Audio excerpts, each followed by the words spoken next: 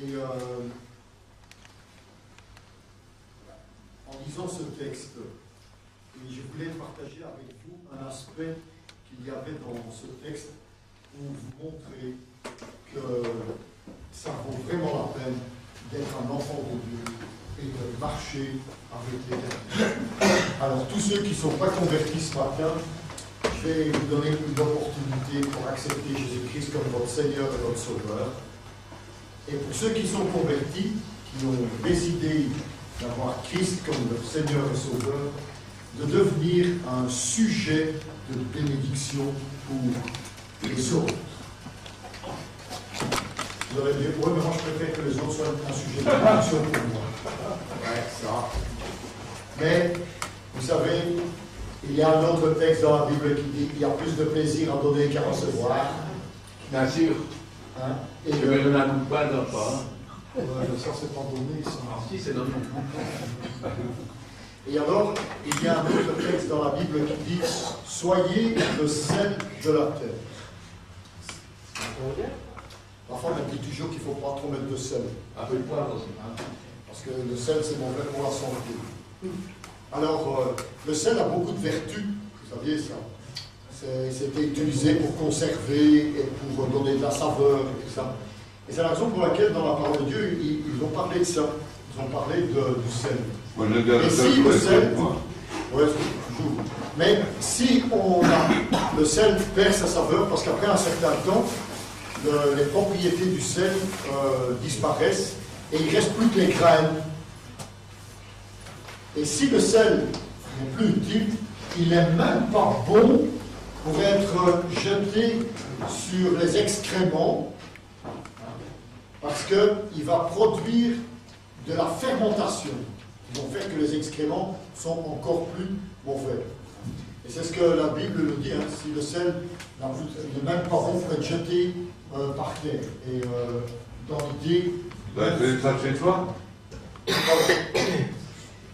On va lire le texte, parce que le texte ici nous parle d'un événement qui s'est passé à la naissance d'Israël.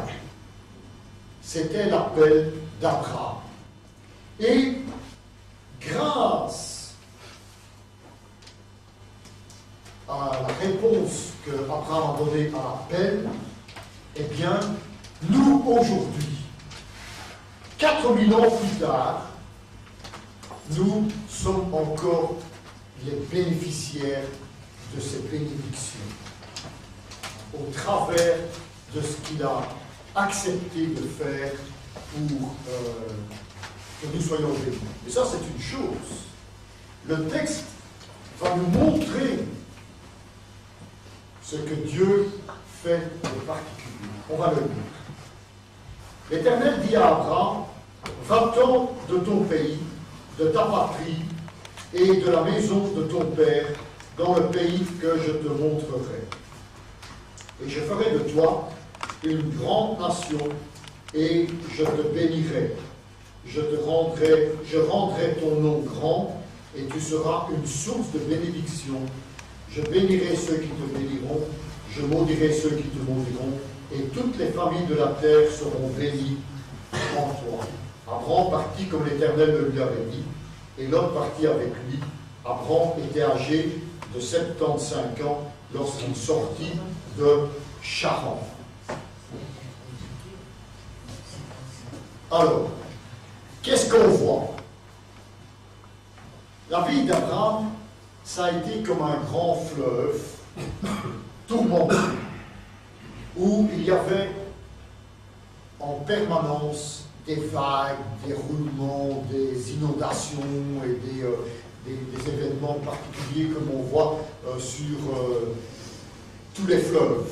Hein. Il y a quelques jours, on a vu à la TV qu'il y a des cours d'eau en Belgique qui ont monté subitement. Et bon, eh bien, et il y avait d'autres endroits où on se dit, tiens, c'est bizarre, là, c'est tout sec. On se demande d'où vient le problème. Bien, la vie d'Abraham était comme ça, remplie d'événements. Mais, quand on lit la parole de Dieu, on se rend compte que sur l'espace de 4 versets, 75 années de la vie d'Abraham ont été racontées. Et à partir du chapitre 12, dans 14 chapitres qui suivent, on voit que plus ou moins 25, une trentaine d'années ont été racontées. Alors, on se dit, tiens, qu'est-ce que ces 14 chapitres peuvent nous apprendre de spécial? Et tout se trouve dans les 4 premiers versets. On sait aussi qu'Abraham est une figure importante. On aime bien en parler dans le Nouveau Testament. Jésus en a parlé, les apôtres en ont parlé, et on en donne un très bon éloge dans le chapitre 11 de Hébreux, qui montre vraiment que c'était un homme de foi.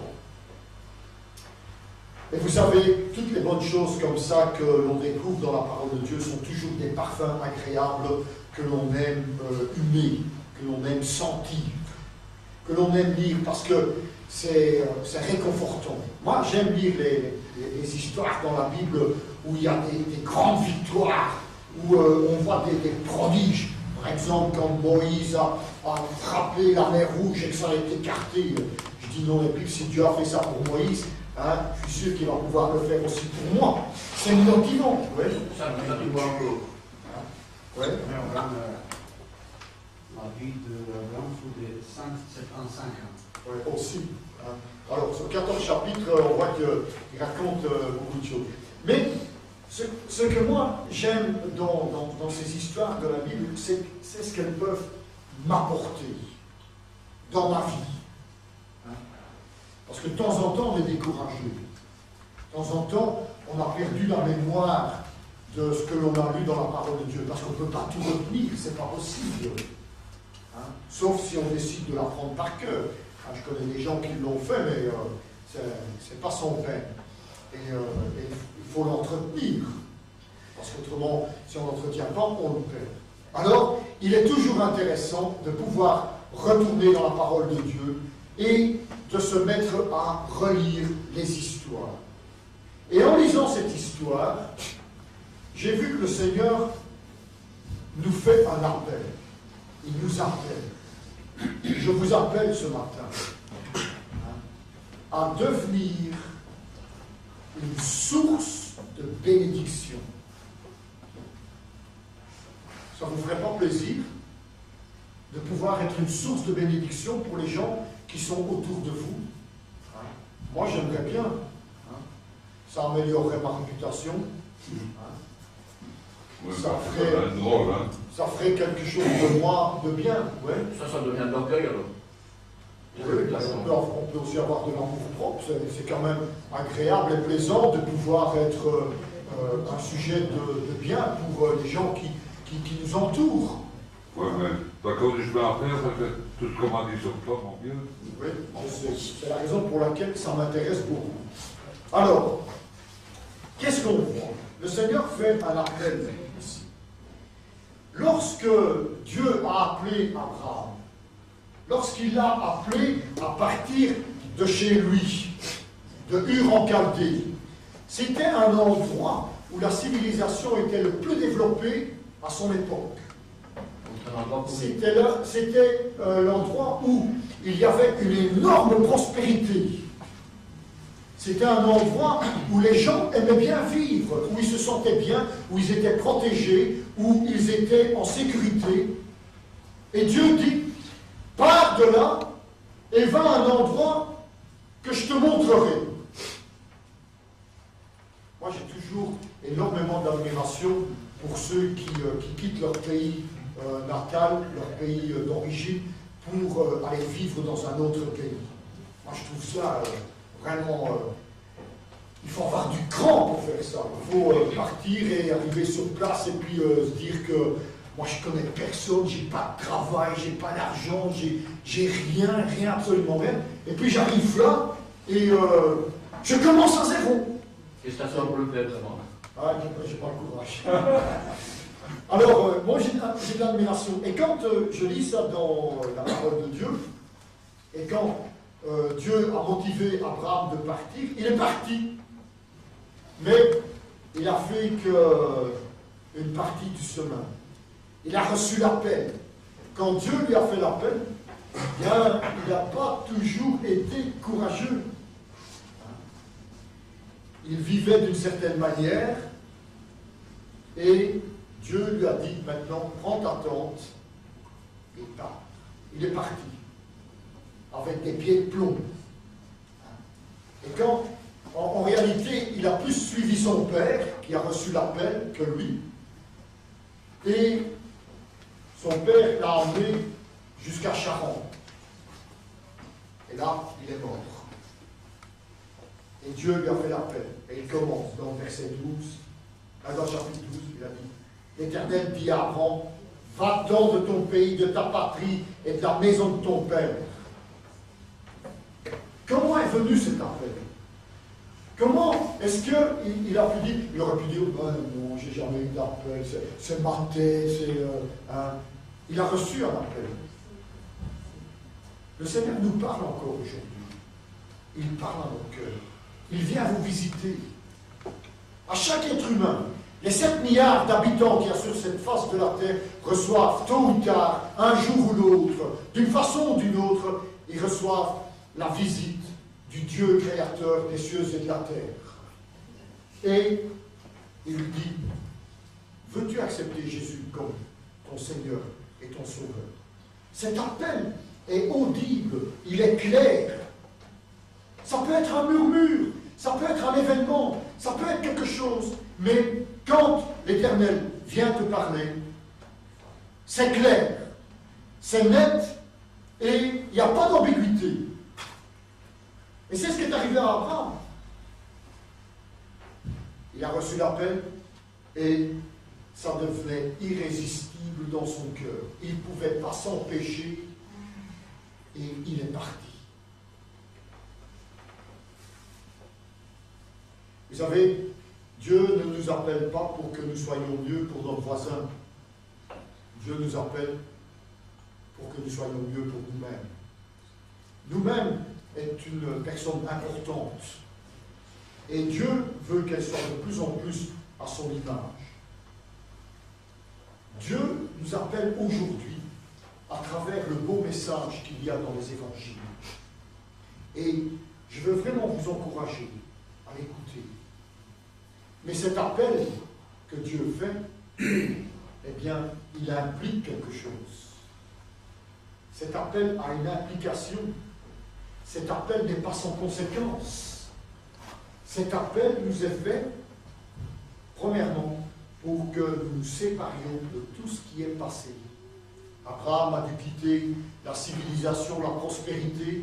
C'est pas pour ça qu'il était pauvre quand il est parti, parce que la Bible nous montre clairement qu'il avait d'énormes richesses. Il avait toute une tribu avec lui. Il avait plus de 300 personnes qui travaillaient pour lui. Ça veut dire que ce n'était pas un pauvre. Mais il est parti. Il s'est séparé de quoi? De son pays et de son père, de sa famille, pour suivre l'appel de Dieu. Et c'est à quoi chacun d'entre nous, nous sommes appelés. Il a dit, va-t'en.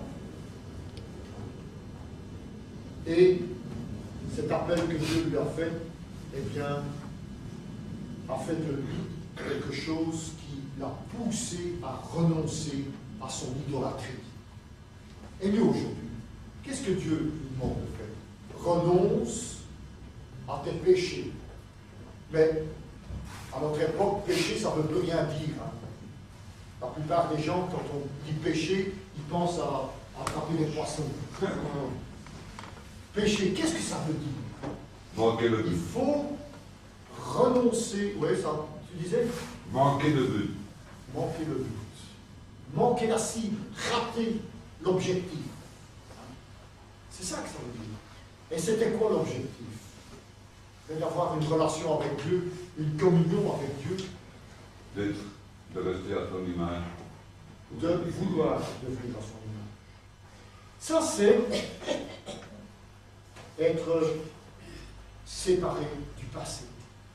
Et nous voyons un texte dans Ésaïe, que j'aimerais lire avec vous, qui se trouve au chapitre 55, au verset 7. 55, versets 6 et 7. Le Seigneur nous dit ceci. Ésaïe, voilà, 55.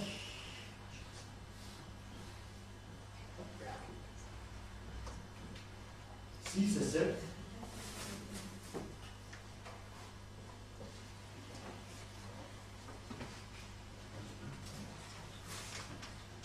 Qu'est-ce qu'il dit? Cherchez l'Éternel pendant qu'il se trouve. Invoquez-le tandis qu'il est prêt. Que le méchant abandonne ses mauvaises voies et l'homme d'iniquité ses mauvaises pensées. Qu'il retourne à l'Éternel, qui aura pitié de lui, à notre Dieu qui ne se lasse pas de pardonner. Ça, c'est ce que l'Éternel désire de notre part quand nous avons décidé de répondre à son appel. Et qu'est-ce que ça implique encore? Eh bien, une nouvelle vie. Le Seigneur a dit à Abraham qu'il a été justifié parce qu'il a cru. Qu'est-ce que ça veut dire justifié? Il a été rendu juste. Ça veut dire quoi? Eh bien, dans l'esprit judaïque, ça veut dire que Dieu a eu la possibilité, je dis d'une façon imagée, maternelle, eh bien, c'est la mère qui prend un enfant et qui le met à son sein pour lui donner à manger. Ça, c'est être rendu juste. Nous, on a une philosophie qui est plutôt grecque, qui fait que quand on dit juste, ça veut dire qu'on a fait quelque chose qui était droit selon la loi. Ce n'est pas tout à fait ça. Aux yeux de Dieu, être justifié, c'est d'avoir pu de nouveau être pris dans les bras de Dieu et être mis sur son sein. Et ça, c'est beaucoup plus intéressant que je suis quelqu'un de juste maintenant, quelqu'un de droit. Comme le fils prodigue. Je ne vois pas ce que tu veux dire. Le père qui était cavalier avec toute sa dette et avec son pognon, le pognon du père, l'héritage, qui avait tout dépensé, puis il est revenu. Il est revenu, c'était la fête parce qu'il était devenu juste. Oui, comme ça, dans ce temps, oui, tout à fait. Il a donné une illustration tout à fait bien expliquée. Vous voyez, ça c'est être rendu juste. On a de nouveau la foi, on a de nouveau la communion. On a une vie de bénédiction pour tous ceux qui obéissent à Dieu par la foi. Alors peut-être que vous avez vécu une année où vous avez eu l'impression que le Seigneur ne vous a pas béni. C'est peut-être possible. Hein? Mais il ne faut pas regarder. Il ne faut pas regarder à un moment donné dans l'histoire de votre vie avec le Seigneur. Il faut regarder une vie globale. Et quand on voit toute la vie d'Abraham, on a vu que c'était un homme qui était béni. Et pour nous, c'est ça la promesse. Pourquoi? Eh bien, parce que Dieu nous a transplantés par l'Esprit d'un sol aride qui était notre vie, dans un sol qui est fertile, celui de la grâce infinie de Dieu. Et c'est pourquoi l'appel que Dieu nous fait est accompagné d'une promesse. Et j'aimerais relire cette promesse. Versets 2 et 3. Qu'est-ce qu'il dit? Je ferai de toi une grande nation, et je te bénirai. Je rendrai ton nom grand, et tu seras une source de bénédiction. Je bénirai ceux qui te béniront, et je maudirai ceux qui te maudiront, et toutes les familles de la terre seront bénies en toi. Dieu ici lui a fait une promesse. Il n'a pas vu cette promesse, mais il l'a vécue par la foi. Et en la vivant par la foi, c'est comme s'il l'avait vue. Et Dieu nous fait cette promesse. Dieu nous dit, je vais faire de toi quelqu'un d'important. Et c'est ce qu'il veut faire avec chacun d'entre nous. Vous avez peut-être l'impression que vous êtes des personnes insignifiantes sur cette planète. Vous n'êtes pas connus, on ne vous voit pas. C'est fort possible. Mais aux yeux de Dieu, vous êtes quelqu'un d'important. Et ça, c'est primordial. Parce que cette importance va vous permettre de bénéficier de toutes les promesses que Dieu vous donne dans sa parole. Vous le croyez, vous le recevrez. Et il faut que nous nous abandonnions à lui. Il faut aussi que l'on n'oublie pas que Dieu nous fait une offre, et comme disait Jean-Claude, le fils prodigue, quand il est revenu, il a abandonné toutes ses étiquettes de loser, de perdant, de pauvre, de minable, quand on sait d'où il vient. Il n'était même pas digne de recevoir la nourriture qu'on donnait aux cochons. Pour vous montrer à quel point il était bas. Mais quand il est revenu auprès de son Père, il a été lavé, purifié, et il a reçu une robe digne de fils. Et c'est ce que Dieu veut faire avec nous. Vous avez peut-être eu une vie de broc et de braque. Vous avez peut-être eu une vie qui ne représente rien, remplie d'échecs. Donnez-vous au Seigneur. Faites confiance en Dieu. Et il fera de vous quelqu'un d'important. Peut-être pas aux yeux du monde, mais à ses yeux. Et étant donné qu'il est le créateur des cieux et la terre, je préfère être quelqu'un d'important aux yeux de Dieu qu'aux yeux de tous les hommes qu'il y a ici. On n'ouvrira peut-être pas la porte pour moi, mais Dieu a ouvert le ciel pour moi. C'est un peu grave, donc c'est l'objet de... Ça en suit. Un autre aspect, et ça c'était l'aspect que je voulais soulever, quand Dieu nous fait un appel, elle est accompagnée d'une promesse. Je relis cette promesse parce que il faut la voir avec un esprit juif. Et les juifs, quand ils écrivent des choses et qu'ils veulent mettre en accent quelque chose de très important, ils le cachent au milieu de quelque chose. Ici, nous voyons que Dieu nous fait une promesse. Et elle est formulée sous cet aspect. Je vais les lire. Je ferai de toi une grande nation, et je te bénirai. Je rendrai ton nom grand. 3. Tu seras une source de bénédiction. Je bénirai ceux qui te béniront. Je maudirai ceux qui te maudiront. Et toutes les familles de la terre seront bénies en toi. 7. Où se trouve le milieu dans 7? Allez. 4. Attends. Oui, mais 4.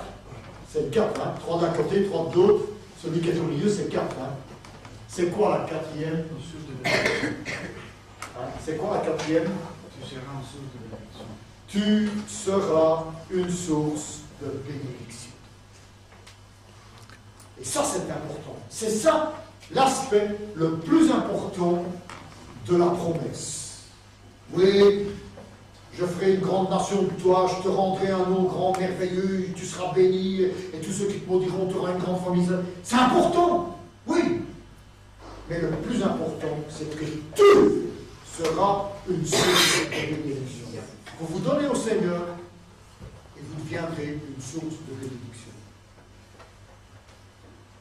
Et quand on voit cela, on peut le voir dans un sens personnel. Mais si on le voit dans le sens de Abraham, il a été une source de bénédiction, oui.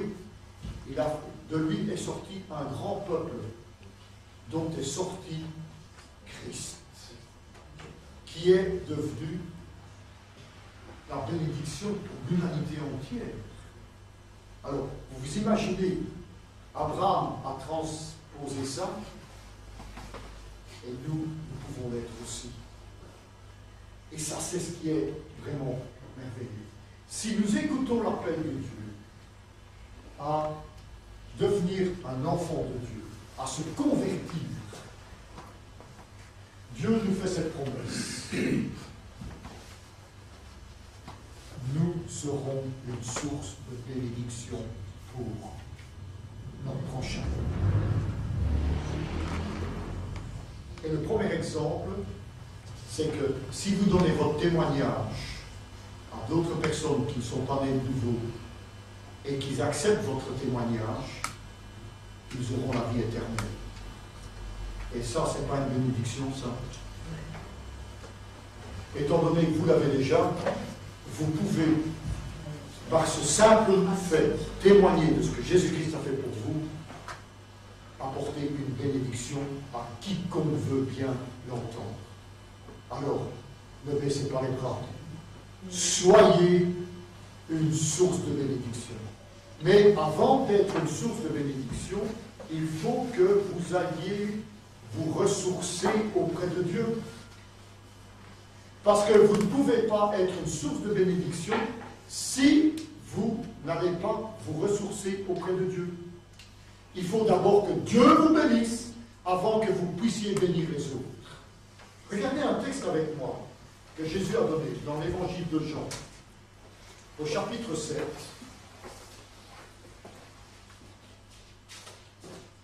Au verset 37 et 38.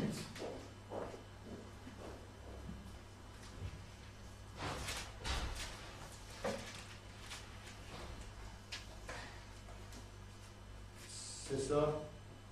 Le dernier jour, le grand jour de la fête, Jésus se tenant debout s'écria, si quelqu'un a soif, qu'il vienne à moi et qu'il boive. Celui qui croit en moi, des fleuves d'eau vive couleront de son sein, comme dit l'Écriture. Des sources d'eau vive. Le Seigneur a dit, si vous venez à moi, je vous donnerai la vie abondante. Et si je vous donne la vie abondante, vous pourrez la donner à d'autres. Cela n'est-il pas merveilleux?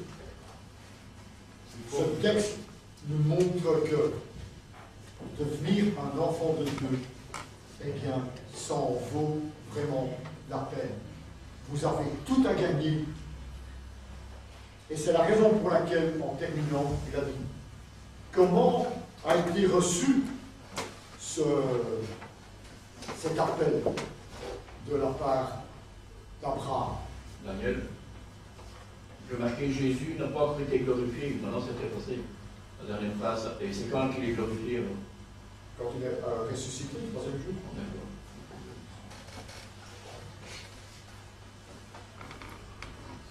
Ah oui, parce qu'il paraît qu'ils n'avaient pas encore reçu l'Esprit de Dieu. Et quand ils ont reçu l'Esprit de Dieu, ben, c'est parce qu'il avait été glorifié. Ça va prendre. Ouais. Alors, la dernière chose que l'on voit, comment est reçu cet appel? Alors, on a vu dans le chapitre 12 l'appel, mais l'appel avait déjà été formulé par Dieu, et c'est son Père qui l'avait entendu. Et on le voit ça dans le chapitre 11, verset 31. Terach prit Abraham, son fils, et l'autre, fils d'Aaron, fils de son fils, et Sarai, sa belle-mère, sa belle-fille, femme d'Abraham, son fils. Ils sortirent ensemble de Ur en Chaldée pour aller au pays de Canaan. Ils vinrent jusqu'à Charan et ils y habitaient. Ils sont allés jusque-là. Pourquoi? Parce que Terach est tombé malade et puis il est mort. Il est mort, mais il avait quand même 205 ans. Terach, c'est le père d'Abraham, ça? Oui. Il est mort à 200 ans. On va attaquer.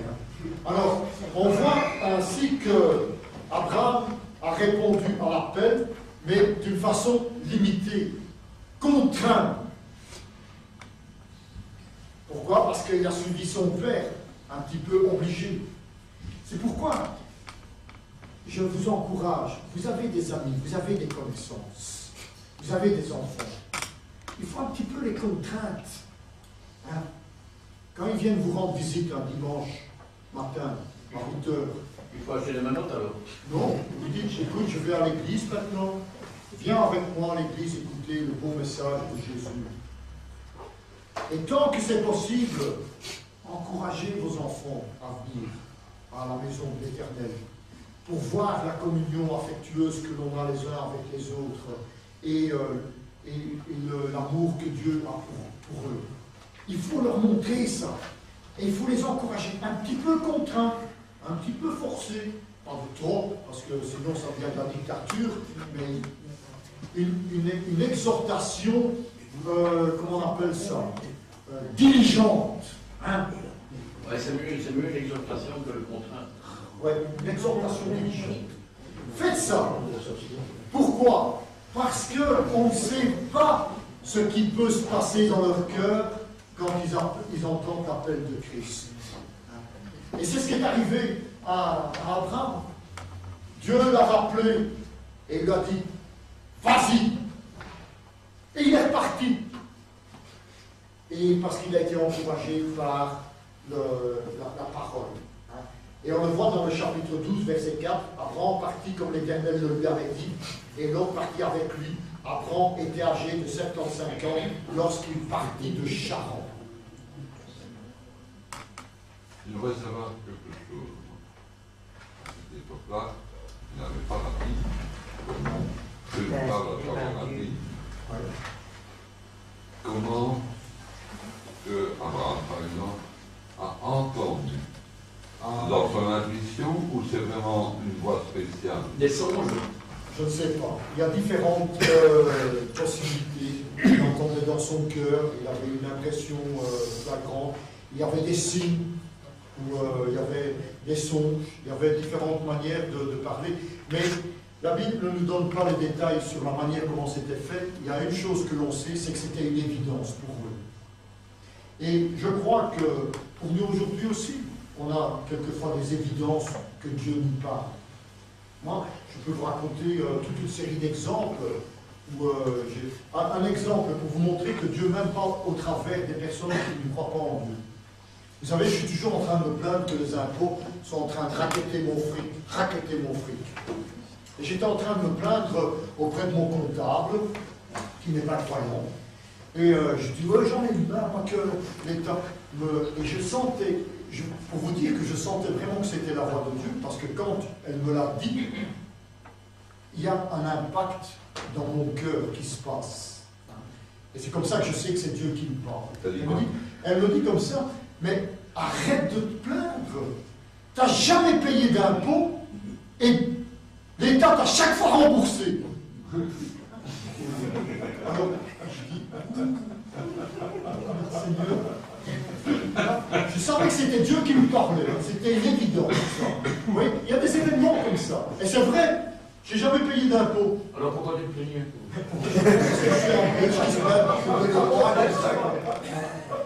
Et c'était vraiment une évidence. C'est pour ça que je dis, l'appel de Dieu est toujours une évidence.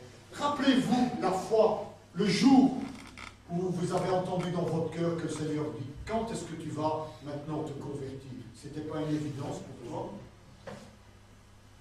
Tu as eu des textes dans la Bible qui l'ont montré, mais au-delà des textes, tu as senti quelque chose dans ton cœur. Et c'est là qui montre que le Seigneur nous appelle. Que Dieu, ce n'est pas un mythe, ou une théorie, ou une philosophie. C'est une vérité. C'est pourquoi Dieu dit, je suis la vérité et la vie. Celui qui croit en moi ne périra jamais. Et ça, c'est ce que je voulais vous encourager à faire ce matin. Écoutez l'appel de Dieu. Et devenez une bénédiction après les bénédictions que Dieu vous aura données. Et ainsi, soyez un sujet de gloire pour vous, pour les autres, grâce à Dieu. Pour passer le relais aux autres, ça c'est difficile. Tu n'es pas tout seul, tu peux le faire avec le Seigneur. Mais donne-toi d'abord au Seigneur. Ben, ça c'est déjà fait, hein. Okay. Je n'ai pas besoin de perdre mon temps. Ok, eh bien, continue, laisse faire le Seigneur. les transformations nécessaires dans ta vie pour que tu puisses être de plus en plus à son image, de plus en plus béni, et qu'ainsi cette bénédiction puisse jaillir sur les autres. Vous êtes prêts? Prions. Père éternel, nous voulons te louer et te rendre grâce parce que tu es notre Dieu, tu es notre Seigneur, notre Sauveur, notre Consolateur. Tu es celui qui parle à nos cœurs et à nos âmes. Et je te prie, Père, pour que ce matin, tous ceux qui ont besoin de sentir cet appel de ta part puissent le ressentir véritablement et qu'ils ne résistent pas aux bénédictions que tu veux leur donner. Je t'en prie, Père, travaille au nom de Jésus. Amen. On va chanter un peu, je vous invite à vous lever.